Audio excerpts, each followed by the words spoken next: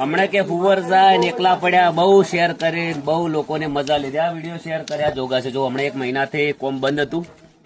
એક અકસ્માત થયો હતો અને અકસ્માત હમણાં ઘણા બધા થવા માંડ્યા છે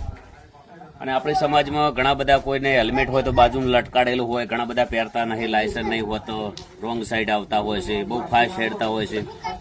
બિલકુલ ના કરવું જોઈએ એક જગ્યા એક જણાનું કોમ હોય તો બે જણાને ના જવું જોઈએ કોમ વગર ઘરની બહાર પણ ના જવું જોઈએ અને થયા પછી તો બહુ જ વીતે છે એની કોઈ લિમિટ હોતી નથી